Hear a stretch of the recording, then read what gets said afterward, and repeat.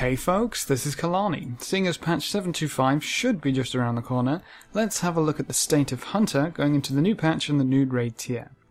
Let's start with Beast Mastery, because quite a few hunters seem to be switching.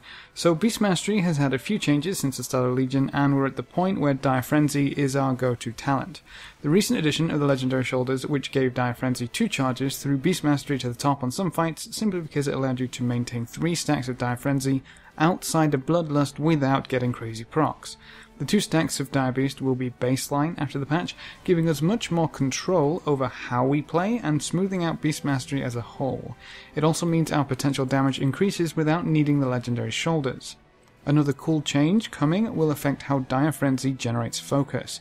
Instead of giving 25 focus in one big lump, it will now give 24 focus over 8 seconds, similar to how Dire Beast works.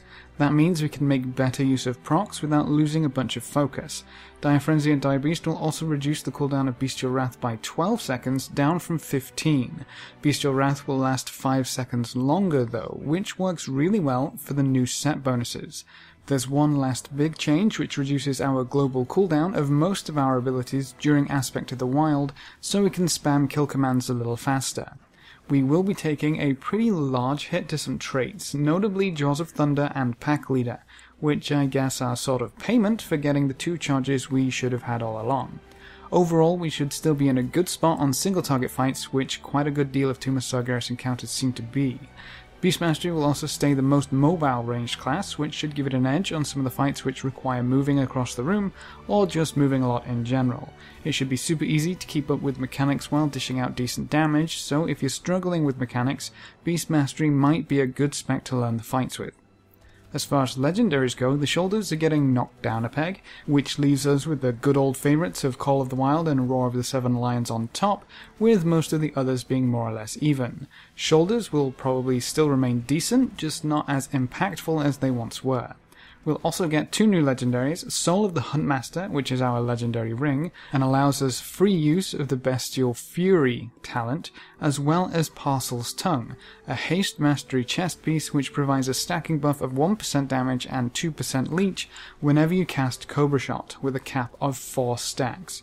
Both of these legendaries seem to be very good and may be contenders for the top spot. They're both going to be available in all the same ways other legendaries are, so don't worry about having to do something special. The set bonuses for Beast Mastery in Tomb of Sargeras do look quite inviting. 2 set increases the damage bonus of Bestial Wrath by 1.5% whenever you use Cobra Shot, Multi-Shot or Kill Command, and the 4 set gives a 15% damage boost to those same 3 abilities while Bestial Wrath is active. Overall, it seems like Bestial Wrath is going to increase our damage way more than it does currently, and with it lasting 15 seconds instead of 10, I see these set bonuses being a huge damage increase overall. The Tier 19 4 set will also get cut in half, reducing Bestial Wrath's cooldown by 4 seconds instead of 8, which will make it easier to let go of when we start gearing up. Overall, Beast Mastery looks to be in a decent spot and will be a very competitive spec for hunters in Tomb. Honestly, if I had the belt, just the belt legendary, I would probably swap to Beast Mastery for Tomb of Sargeras. Moving on to Marksmanship, we don't really have a great deal of changes to talk about. The changes to vulnerable damage ended up being a redistribution of damage, which didn't really affect anything in the long run. If you play perfectly, you'll see a small damage loss, but if you don't play perfectly, you'll actually see a small damage increase. So, I guess that's whatever. We don't have any changes to any significant abilities, traits or talents, so it's going to play more or less the same, and we'll change talents and legendaries for the exact same reasons we do now, AoE versus single target and all that good stuff. Our legendaries also aren't really seeing any changes, but we do still get 2 new ones.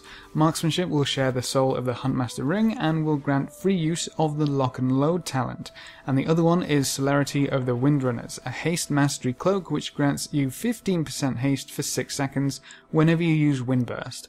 The ring will probably be quite powerful for any encounter you would default to true aim, but will probably lose value in AoE or cleave situations, and the Windrunner cloak just seems meh overall.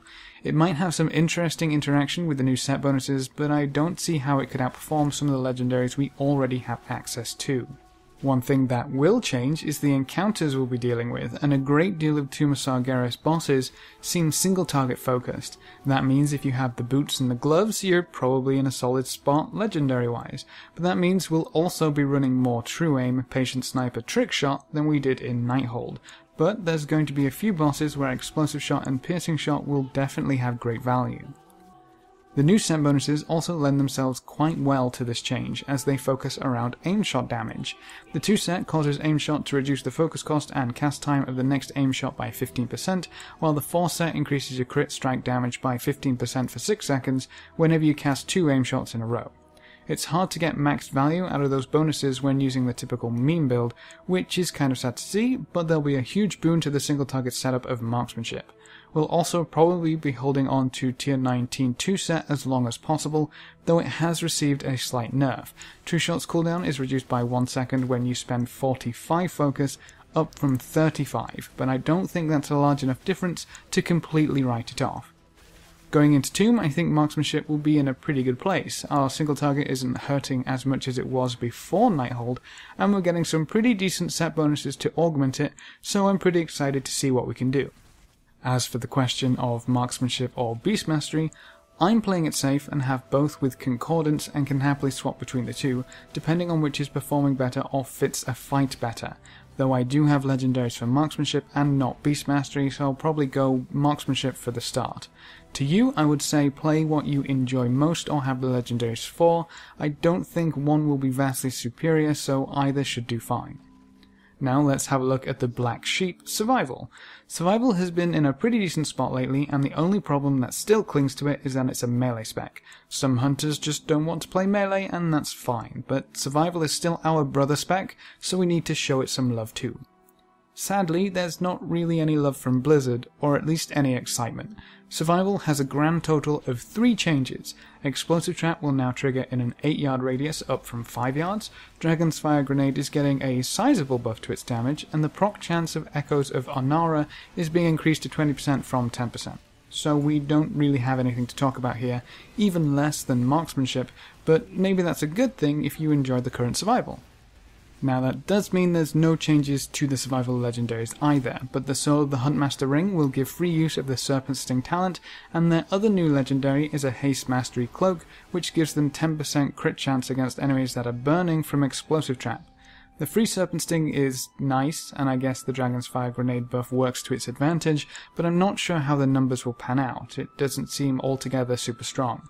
The Cloak's 10% crit chance is again nice, but again it comes down to numbers. I don't think either of these legendaries will outperform the ones we already have. The new set bonuses for Survival were kind of interesting, but they've been changed to be a bit more boring. 2-piece increases lacerate damage by 15% and increases its duration by 6 seconds, while 4-piece will give Mongoose Bite a 10% damage increase when your target is affected by lacerate. So, they work pretty well together, giving you more uptime on and more reason to apply lacerate, and then just buffing your Mongoose Bite for being a good survival hunter and keeping the lacerate ticking. Both set bonuses of tier 19 have also been nerfed. 2-piece is 2 times the normal chance to trigger Hunting Companion down from 3 times, and 4-piece increases your damage by 15% down from 20%. Not huge changes, so I could still see survival hunters holding onto their 4-piece tier 19 for a while, especially if they have high item level tier pieces. Overall, survival doesn't really move. It's still going to be good at what it does. I just wonder how many of the fights in Tomb will allow them to make good use of their burst AoE, with so many of them being single target focused. So, hunters should be in an okay spot. We won't be topping the meters by leaps and bounds, but we also shouldn't be stuck at the bottom either. Hopefully we'll be able to scale to be in the higher end of the middle of the pack, and still be worth taking to raid. After Tomb releases, I'll be sure to put up some videos looking at how each spec deals with each fight, and talk about ideal talent setups, rotations, and all that good stuff. But for now, that's it for this video. If you have any questions or queries, please leave them in the comment section below and I'll get back to you as soon as possible. Or hop on over to Discord. We have a server at discord.gg/Kelani. Great place to come ask questions or just hang out. Remember to leave a like just below the video before you leave, and if you want to see more, make sure to subscribe.